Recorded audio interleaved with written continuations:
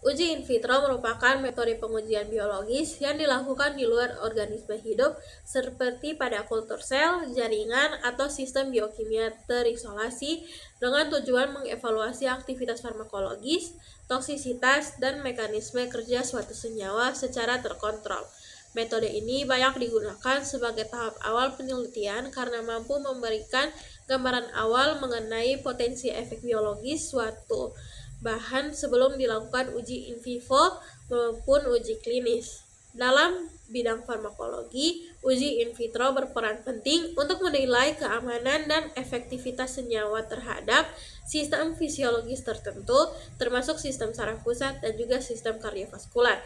Pada sistem saraf pusat, kita akan membahas uji in vitro berupa rotarotes, dan pada sistem kardiovaskular kita akan membahas uji in vitro berupa radiotelemetri. Metode radiotelemetri merupakan teknik pengukuran tekanan darah yang memungkinkan pemantauan secara terus-menerus pada hewan uji yang sadar dan bebas bergerak. Prinsip metode ini didasarkan pada penggunaan alat berukuran kecil yang terdiri atas sensor tekanan dan pemancar sinyal nirkabel. Alat ini ditanam di dalam tubuh hewan, di mana bagian kateter alat ditempatkan pada pembuluh darah arteri seperti arteri karotis atau diarahkan langsung menuju aorta thoracalis untuk memperoleh tekanan darah arteri utama. Sensor di dalam alat akan mendeteksi perubahan tekanan dalam lumen arteri, kemudian mengubahnya menjadi sinyal listrik yang dikirim secara real-time ke penerima data melalui gelombang radio. Rotarotes digunakan untuk menilai performa lokomotor, keseimbangan, dan pembelajaran motorik pada tikus. Metode ini banyak dipakai untuk mendeteksi defisit motorik akibat gangguan neurologis. Protokol modifikasi rotarot yang dikembangkan menggunakan 4 parameter analisis. Yang pertama adalah latency to fall atau waktu jatuh pertama, longest duration atau durasi terpanjang berjalan atas batang. Kemudian yang ketiga ada maximal distance covered atau jarak maksimal yang ditempuh, dan yang terakhir ada number of falls atau jumlah jatuh selama 5 menit trial. Tikus dilatih selama 4 hari berturut-turut dengan 4 trial per hari, kecepatan pembaruan dari 4 hingga 12 rpm pada 2 hari pertama dan hingga 20 rpm pada 2 hari berikutnya.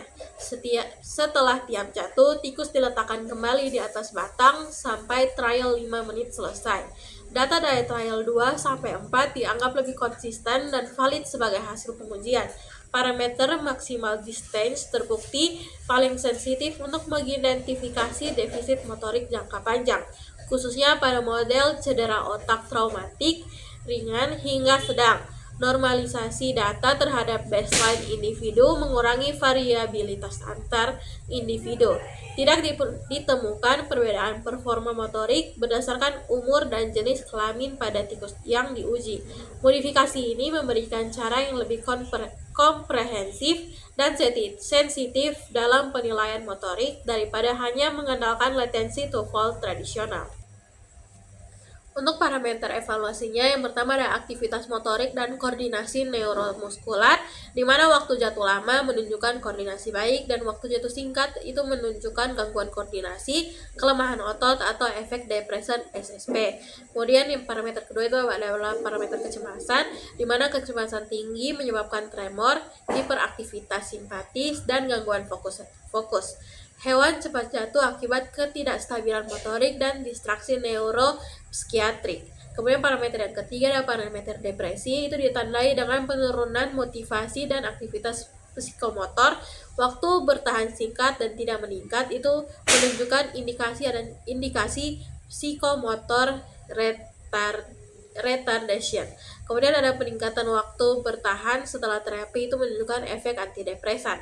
Kemudian parameter yang keempat ada parameter analgesia atau anti nyeri, di mana nyeri menurunkan kemampuan motorik dan keseimbangan. Tanpa analgesik, waktu bertahan rendah, setelah diberikan analgesik, waktu meningkat, itu menunjukkan adanya penurunan nyeri. Kemudian parameter yang kelima itu ada parameter sedasi, itu menurunkan kesadaran, tonus otot, dan refleks motorik, di mana waktu bertahan menurun tajam, jatuh lebih sering, itu menunjukkan adanya efek sedatif kuat atau aktivitas GABA meningkat. Kemudian parameter yang terakhir ada parameter stimulasi SSP, itu menunjukkan peningkatan kewaspadaan dan refleks motorik. Waktu bertahan meningkat karena koordinasi, konsentrasi, dan aktivitas dopaminergik membaik. Prosedur radiotelemetri dimulai dengan pemberian anestesi umum untuk memastikan hewan tidak merasakan nyeri selama operasi. Setelah kondisi anestesi stabil, daerah pembedahan dicukur dan disterilkan dengan larutan antiseptik. Kemudian dilakukan sayatan kecil untuk mengekspos arteri karotis. Kemudian kateter dari alat transmitter dimasukkan secara hati-hati ke dalam arteri dan diarahkan hingga ujung kateter mencapai posisi yang tepat di dalam lumen. Badan alat pemancar ditempatkan di rongga subkutan atau di rongga peritoneum, tergantung pada jenis perangkat yang digunakan. Setelah posisi alat stabil, luka pembedahan dijahit dengan benang halus dan hewan dipantau hingga pulih sepenuhnya dari anestesi. Hewan dibiarkan pulih selama 5 hingga 14 hari agar proses penyembuhan sempurna dan fungsi fisiologis kembali normal. Setelah masa pemulihan selesai, hewan ditempatkan di kandang individu yang dilengkapi dengan reservoir atau alat penerima sinyal di bagian bawahnya.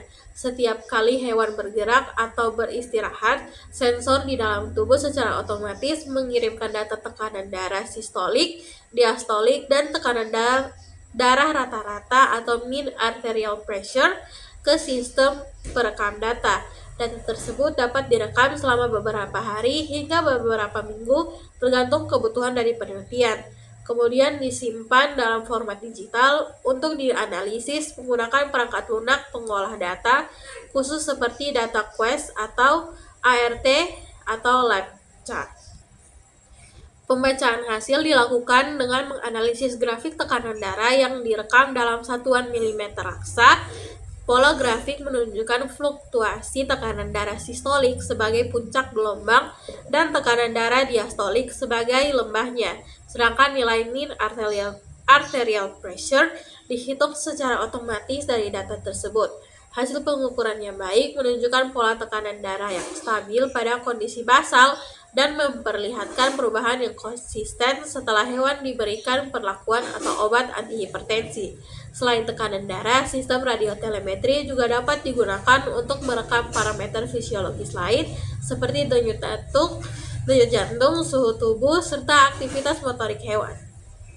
Kelebihan utama dari metode ini adalah tingkat akurasinya yang sangat tinggi serta kemampuannya untuk memantau tekanan darah secara kontinu tanpa menimbulkan stres pada hewan uji, karena hewan tidak perlu dipegang atau diikat selama proses pengukuran. Hasil yang diperoleh lebih mempresentasikan kondisi fisiologi sebenarnya. Selain itu, metode ini juga memungkinkan perekaman data dalam jangka panjang sehingga sangat berguna untuk studi kronik atau penelitian efek obat antihipertensi jangka lama. Namun kekurangan metode ini yaitu biaya peralatan yang sangat tinggi serta perlunya keahlian bedah mikro dalam proses implantasi alat. Selain itu, resiko infeksi pasca operasi dan kemungkinan kerusakan alat di dalam tubuh hewan juga menjadi tantangan yang perlu diperlihatkan oleh peneliti. Sekian pemaparan materi dari saya, kiranya materi tadi dapat berguna untuk kita semua. Terima kasih.